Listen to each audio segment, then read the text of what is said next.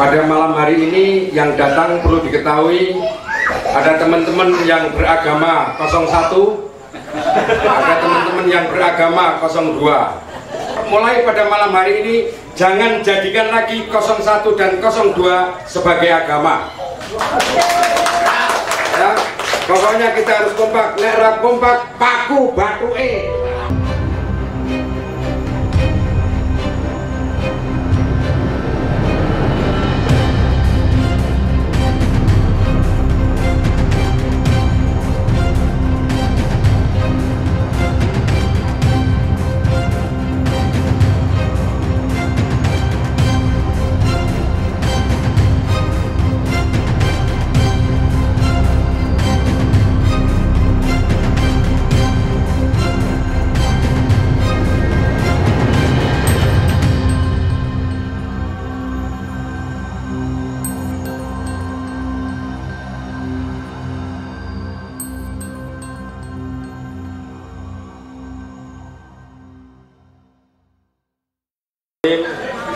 Assalamualaikum warahmatullahi wabarakatuh.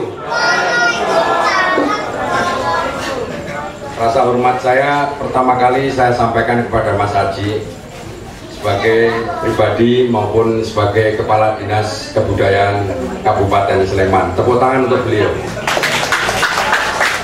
Namun demikian perlu teman-teman ketahui bahwa betapapun Mas Haji itu mengelola dana keistimewaan, pada malam hari ini alhamdulillah acara ini dibiayai bersama-sama dengan penonton semuanya tanpa dana keistimewaan. Saya menyampaikan ini semoga menjadi inspirasi bagi Mas Haji. Berarti kapan-kapan harus saya support betul DCKP ini. Tepuk tangan untuk Mas Haji. Gantikan ke Pak Bupati lah. Pak Bupati ini opan cowo asu ini.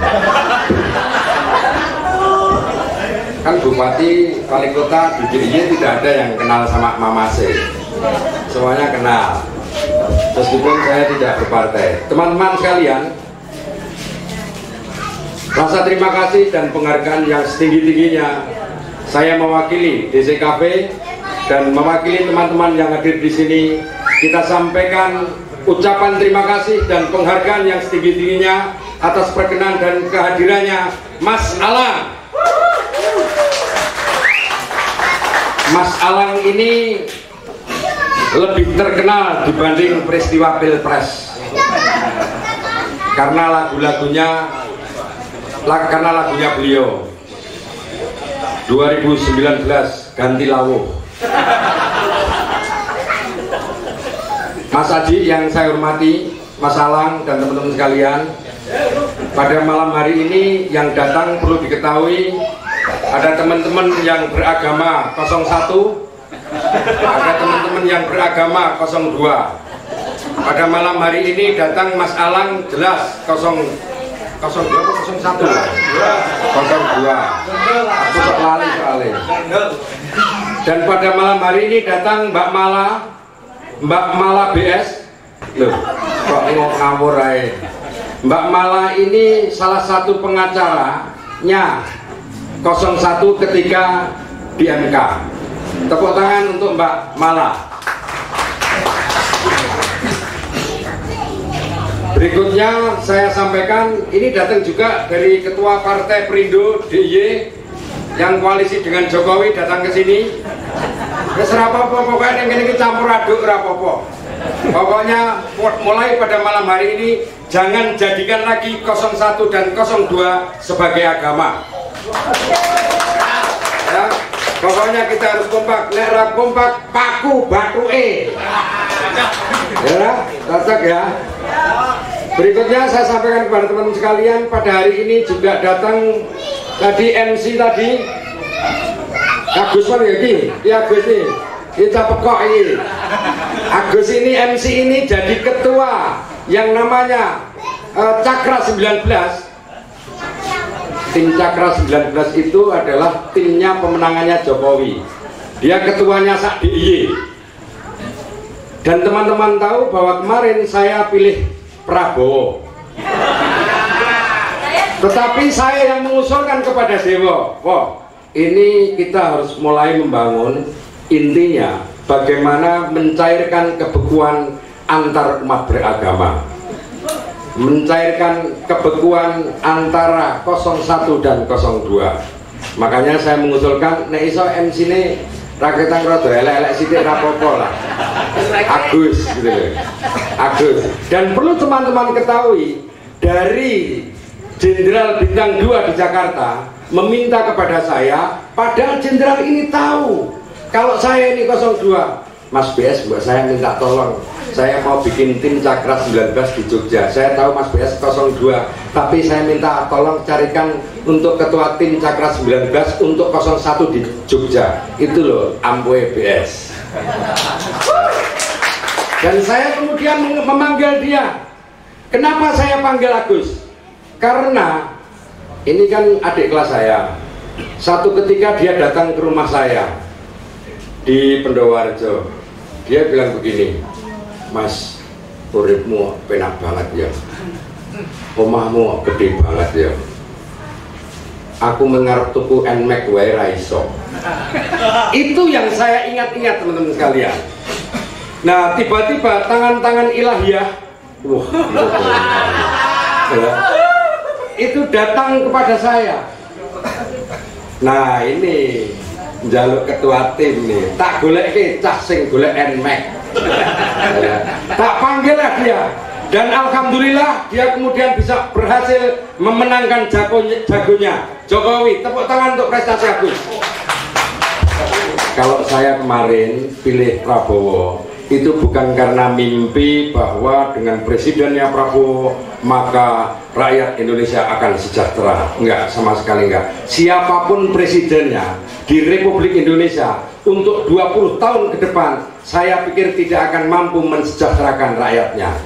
Rakyat Indonesia tidak usah disejahterakan oleh presidennya atau oleh para menterinya. Saya yakin, seyakin-yakinnya rakyat Indonesia tetap bertahan pada kekayaan dan kemiskinannya.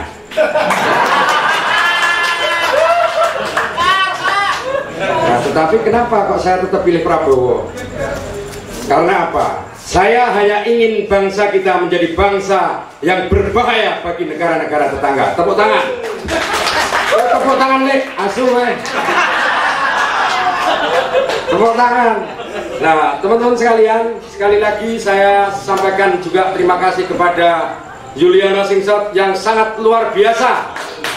Pokoknya betul-betul musikalisasi politik.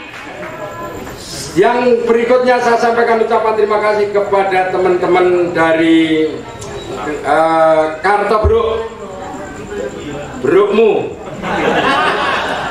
luar biasa. Syair-syairnya semuanya mencerminkan keprihatinan terhadap bangsa dan negara kita. Itu namanya musikalisasi politik.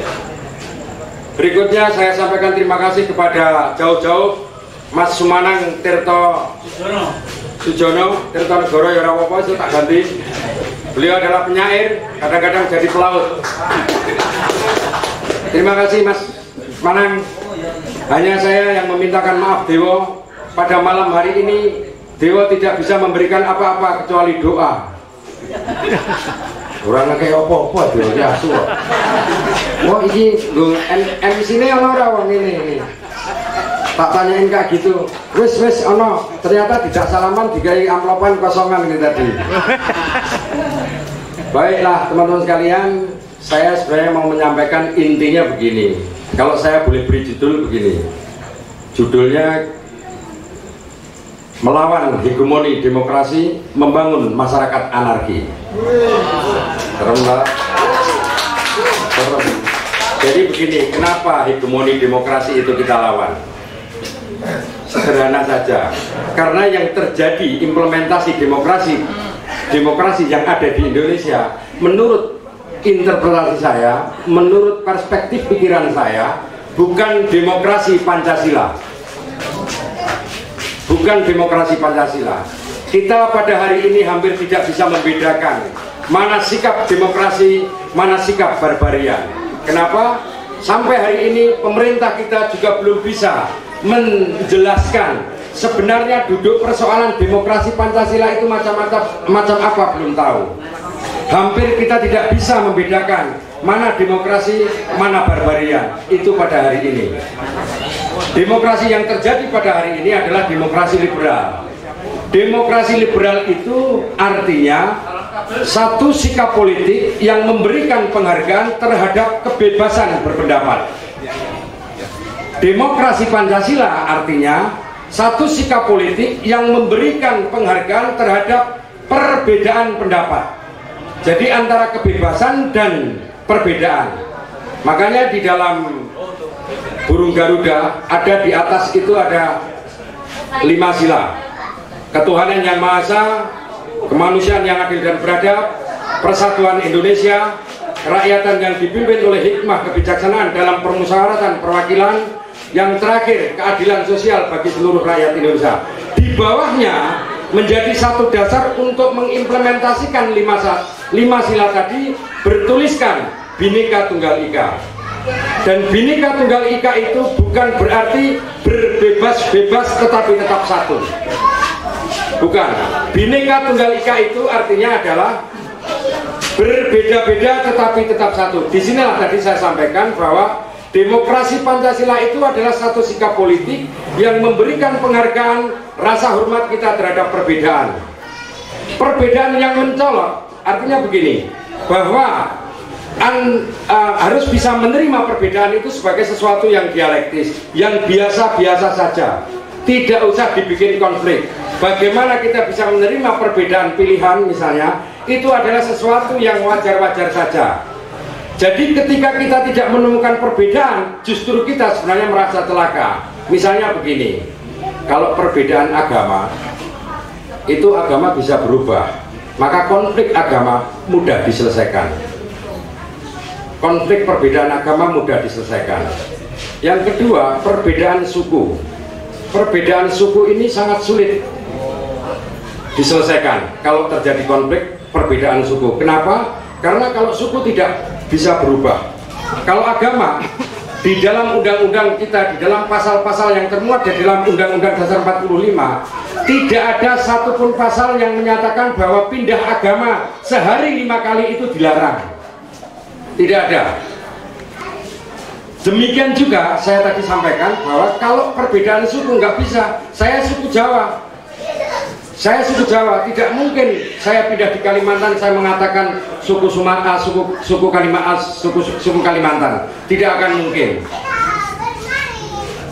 Perbedaan harus kita terima sebagai sesuatu yang dialektis. Itu misalnya begini, demokrasi Pancasila itu sebenarnya ciri-cirinya permanen, tidak temporer, dan sama-sama bisa menikmati perbedaan.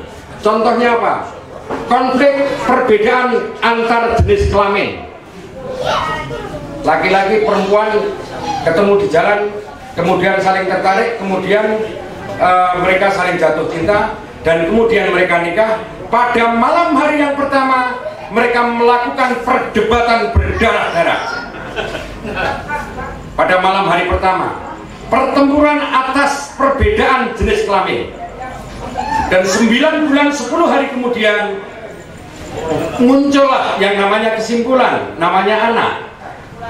Nah, ini saya mau menyampaikan contoh demokrasi Pancasila yang paling enteng dan paling sederhana. Paling sederhana. Ciri-cirinya permanen begini. Ketika suami istri tadi itu bercerai, saya yakin seyakin-yakinnya tidak akan mungkin membenci atau menghindarkan diri atau kemudian tidak mengakui hasil kesimpulan atau kesimpulan yang pernah dia perdebatkan bersama. Pasti antara suami dan istri tetap mencintai anaknya sebagai buah dari kesimpulan yang pernah dia perdebatkan sekian tahun yang lalu atau sekian bulan yang lalu. Jadi permanen. Maka perbedaan yang terjadi demokrasi di Indonesia sekarang ini 5 tahun sekali, tidak permanen. Tiba-tiba misalnya PDIP kemudian koalisi Bupati dengan PKS, PDIP kemudian ngomong Ya, karena kita memiliki persamaan visi dan misi, maka kita akhirnya ternyata ya harus bersatu. PKS juga ngomong, astagfirullahaladzim, assalamualaikum warahmatullahi wabarakatuh. Karena ternyata Allah Subhanahu wa Ta'ala memberikan visi dan misi yang sama kepada teman-teman PDIP. Mana visi, kalau visi dan misinya sama, ya wis rasa gawe partai oke. Partainya satu aja. Tidak usah banyak-banyak. Nah, yang terjadi sekarang ini, koalisi atau perdebatan kedua belah pihak yang sedang bertengkar pasti 5 tahun kemudian berakhir. Berdasarkan apa berakhir atau tidaknya? Berdasarkan kepentingan. Bahkan rakyat sendiri di Indonesia pada hari ini pilih partai A, 5 tahun kemudian partai B, tergantung siapa sing ngekei duit.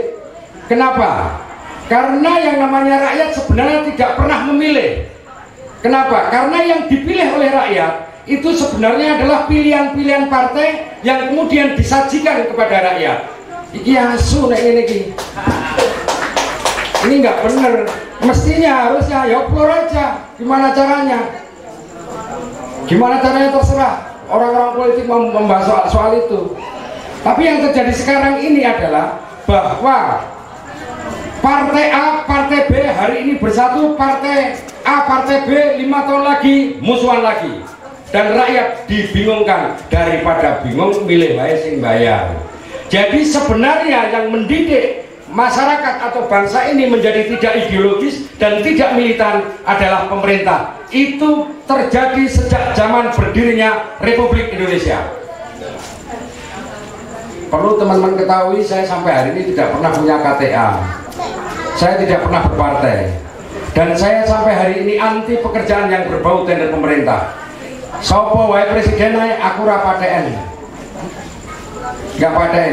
Karena saya berpendapat wong milih presiden zaman saiki iki ternyata padha wae titip gedang ning gone munyuk.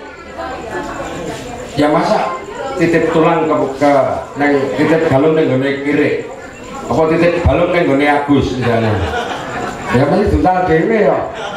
Pasti duntal sendiri. Nah, makanya teman-teman sekalian, saya berharap pada malam hari ini adalah satu event, satu peristiwa meskipun yang hadir hanya sedikit, tetapi ini lebih demokratis dibanding yang terjadi perhelatan musik di Cibubur.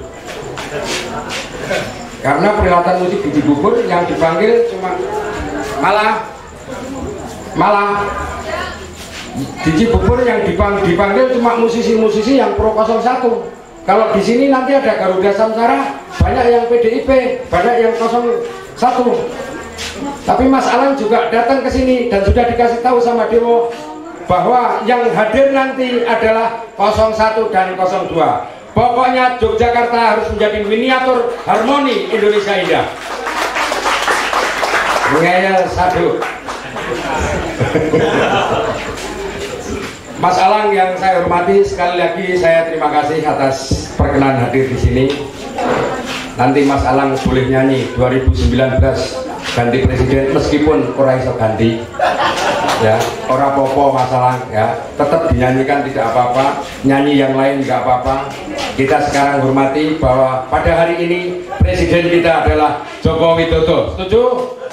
Nah, iya, sapa meneh, masa aku? Kan nggak mungkin. Nah, terakhir saya sampaikan kepada teman-teman sekalian, Yogyakarta harus menjadi harmoni. Taman Mini Indonesia Indah ada di Yogyakarta dan dipelopori dari DCKP. Tepuk tangan untuk Mas Dewo. Jika saja Dinas Kebudayaan Kabupaten Sleman memperhatikan kira-kira minimal 20 kali event dalam 1 bulan, dan itu terjadi secara mandiri sampai hari ini tidak ada yang namanya bantuan dari dana keistimewaan. Dan teman-teman perlu ketahui, saya ini memintakan seniman-seniman dana keistimewaan ke provinsi, tidak pernah tidak dikasih. Aku ya ora makelari. Dan kalau kita mintakan di proposal teman-teman itu 30 juta, tidak mungkin dikasih 30 juta. Saya yang mintakan, belum pernah terjadi. Dan tidak mungkin di bawah 30 juta, mesti di atas 30 juta. Kuwi BS. Jane oke seniman sing tak ewangi ngono. Tetapi gini Mas Haji, sing tak ewangi kuwi seniman-seniman kuwi ya ora ngomong-ngomong ning kanca-kanca nek sing ewangi aku, asu tenan. Enggak ngomong, dan akhirnya malah apa? Malah ngerasani aku, bos 02 ndasmu. Rasa ngono kuwi kowe ngerti politik ngerti kapan nih? Enggak, saya enggak pernah memusuhi teman-teman yang 01, enggak. Semuanya teman baik saya. Saya dekat dengan teman-teman PDIP. Satgas PDIP aku cedak kabeh. Satgas P3 cedak aku kabeh. Takbir! Allah! Takbir gasmu.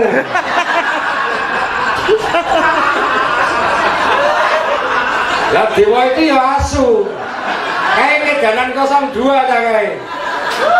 Ya, kedanan 02. Lah cuma berhasil gelar tikar karpet di sini nih. Begitu tergelar sampai sana langsung kok takbir. Matamu kok. Asu kok kowe. Malah ngerasain saya lanjutkan, malah ngerasain elek aku kok Mas Haji. Wis tahu nak, saya membantu teman-teman pernah minta gue konsumsi, mintanya 2 kambing. Saya kasih 6 ekor kambing muter aku. Ben ngerti maksudku, ben rada ngrasani nek. Tetep ngrasani yo matamu. Tetapi saya yakin hidup mereka pasti kalau dibanding dengan hidup saya pasti lebih enak hidup saya, baik secara sosiologis, budaya maupun materi. Aku ki ora tipis itu. Duit ki engko brengos kerak tukul. Kerak tukul. Saya ngomong sama Gus, kowe aja mungsuhi aku lho. Kowe entuk pangan aku iki sing goleke lho to. Saya bilang begitu. Aku saiki mendukung Jokowi. Saya akan mendukung segala macam kenakalan Jokowi di dalam menaikkan semua harga.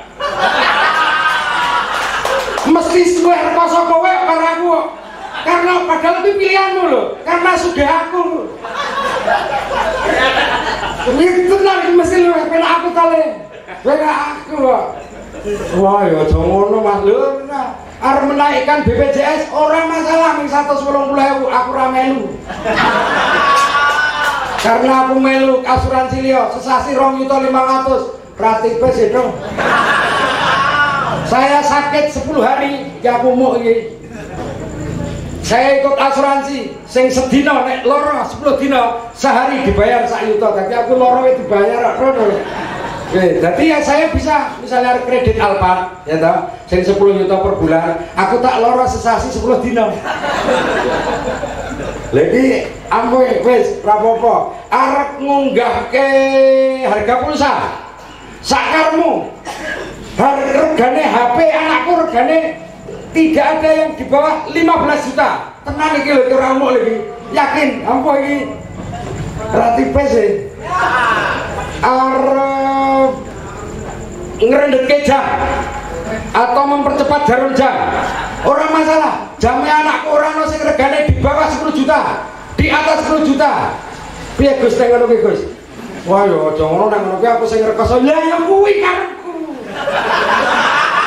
sing rekoso malah sing milih kono kae aku sing ra milih malah seneng unggahno sak karep-karepmu rokok arep munggah sedina apa sebungkus 100.000 nek 300.000 sedina kan 3 bungkus 300.000 berarti 1 juta orang masalah rokok regane 1 juta sabungkus orang rokok ngopo tepuk tangan dulu orang rokok jadi orang sudah enak aja hidup itu wes malah kowe sing rekoso wingi ujane ning nek wingi sing Prabowo menang ya urung karuan apa-apa murah to urung karuan iso malah luwih larang ya toh iso luwih serem ya toh bisa. Saya ya ingin kalau Prabowo jadi presiden ini presiden itu Indonesia itu rada ganteng ya rada wah perang gitu ya rame gitu ya lah nelayan kita disandera di lautan nggak mungkin kemudian minta tebusan 20 miliar dikasih, masih Kopassus harus bersatu dengan Kopahuhu menyerang mereka. Mesti kata sikat, nggak ada damai, tidak ada damai di dalam otak kita. Itu kita harus hajar habis. Tabir dasmu. Nggak ada kayak gitu. Ini terjadi 3 kali, ditebus terus. Aduh, yo, wes pasangan kok tembak dasi ini. Tak paku baduke tak goleke blandar sithik tak tendalke teko modar aku. Itu kemudian yang saya sebut sebagai agar bangsa kita itu bisa menjadi bangsa yang berbahaya bagi negara-negara tetangga. Bangsa yang berbahaya adalah bangsa yang memiliki martabat. Bangsa yang memiliki martabat itu semua aparatur negara ketika membangun karir tidak karena prestasinya. Karena kalau prestasi dengan prestasinya, prestasi itu bisa dibeli. Membangun karir yang bagus harus dengan martabat, dengan iman yang kuat. Wah, kayak kaum muslimin dan muslimat yang berbahagia. Nggak apa-apa. Baiklah teman-teman sekalian, aku sak janjane arep ngekei ayat-ayat sing rada dawa. Ya ta? Tapi ora apal. Aku apalnya malah mengano ya, Bapak kami yang ada di surga dimuliakanlah. Lah piye teman-temannya Agus itu ngarani kelompoknya Prabowo itu khilafah ya. Lah saya kok dunekke khilafah, wong ora tau salat kok dunekke sregep salat. Lah saya itu 1 tahun itu salat ming-ping pindho. Idul Fitri karo Idul Adha, kadang-kadang ya Idul anak Betawi tambah. Jumatan ora tahu lah kok dunake khilafah iki piye to Gus, terus mbok kowe ngomong karo kanca-kancamu. Aduh. Enggak lah, saya enggak khilafah lah. Dan sebenarnya semua umat manusia itu khilafah. Jadi kalau pejabat negara sekarang pada sambutan, ini yang pejabat di sini kan Mas Haji. Saya usulkan ini mewakili teman-teman sekalian Mas Haji, nek ngasih sambutan pas rapat atau pas upacara, jangan kemudian Assalamualaikum warahmatullahi wabarakatuh, salam sejahtera, Om Swastiastu, Namo Buddhaya, salam kebajikan. Nek aku ono Mas Haji ngono aku arep mbungok ndasmu. Enggak usah perlu begitu, ya sudah. Nek Islam ya Assalamualaikum, sing jawab neng kono, nek sing Katolik ya salam sejahtera, enggak apa-apa. Wedhus kuwi neng dalan ketemu bebek mesti mbek. Bebek mesti jawab ya wek. Mosok saiki yo wedhus neng dalan ketemu bebek mbek, bebek kan jawab mbek ya ora iso. Enggak bisa, enggak perlu seperti itulah. Lah inilah yang namanya kegagalan pemerintahan Republik Jokowi ini di dalam membangun demokrasi. Republik sekarang ini di dalam membangun demokrasi dengan cara harus menimbun perbedaan itu tidak baik. Membangun demokrasi itu mestinya harus dengan cara bagaimana memunculkan perbedaan dengan berbagai macam pertimbangan. 3 pertimbangan: 1 logika, 2 etika, 3 estetika. Logis enggak apa yang akan saya sampaikan soal perbedaan ini? Etikanya bagaimana? Bagaimana caranya agar dia tidak tersinggung? Pakai estetika. Jadi kalau sudah punya pikiran etika, logika, dan estetika, saya seyakin-yakinnya bangsa Indonesia akan menerima perbedaan sebagai satu panorama yang sangat indah, nomor 1 di dunia dan akhirat. Ya, takbir matamu nah. Nah sekarang soalnya begini, karena begini, tadi malam saya rapat, ada teman-teman, kebetulan sampai hari ini saya masih jadi komandan SAR DIY sejak tahun 2005. Tadi malam saya diminta diundang rapat di SAR Moyudan. Ada sedikit problem, saya perlu jelaskan ke teman-teman. Kalau ada acara misalnya upacara keagamaan Islam misalnya, yang datang malah sedikit. Tapi kalau acara keagamaan yang non muslim yang datang banyak, itu jadi perdebatan. Nah saya tadi malam terus menyelesaikan gini, loh, Sar kuwi udu sarkem. Sardiyi. Sardiyi itu pasca agama. Kowe tak kayak ngerti. Yang namanya para nabi dulu, ya, itu di dalam menawarkan dan mempromosikan agamanya masing-masing, carane podo yang dipromosikan sama. Wahai umat manusia yang hidup di dunia, peluklah agamaku ini.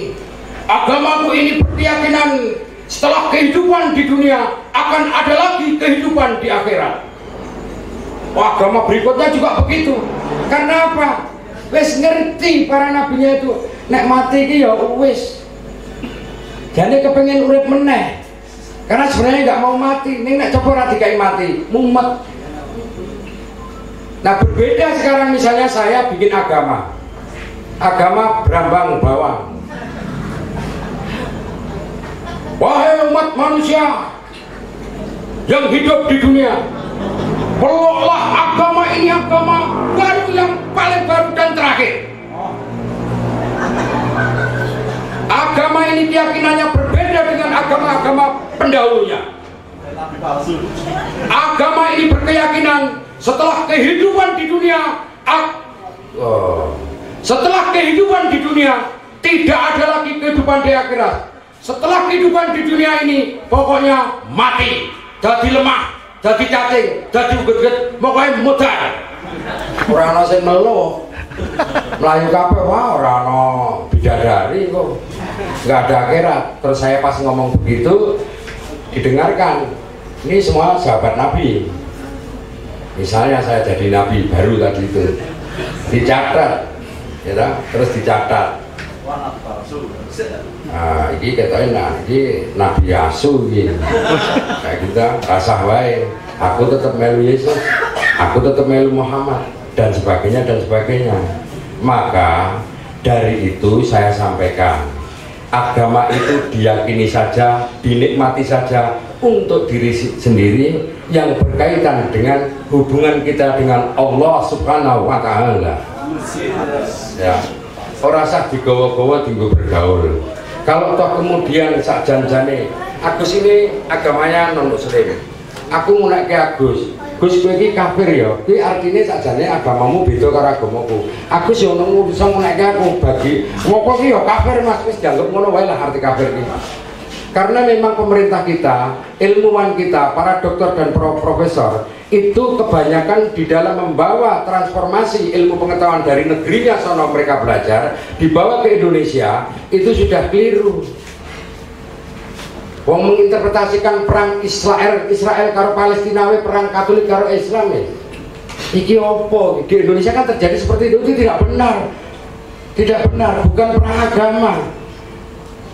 Kemudian mengartikan yang namanya anarki, kemudian mengartikan yang namanya radikal, dewa gawe puisi radikal, gawe sastra radikal, kemudian fundamental, radikal, anarki, fundamental. Itu seperti kita terima pada hari ini sesuatu yang sangat negatif. Padahal orang beragama itu harus radikal, harus anarki, dan harus fundamental. Nek ora berarti ya nggak khusyuk. Radikal itu artinya redik, dari kata akar, redik akar artinya harus mengakar, harus anarki. Anarki itu apa? Anarki, masyarakat anarki adalah masyarakat yang tidak bisa diperintah oleh siapapun kecuali hanya bisa diperintah oleh hati nuraninya sendiri. Wis seniman itu teman-teman semua umat beragama kudu anarki. Karena apa? Ini kaitannya dengan masalah hati nurani karo Gusti Allah dhewe.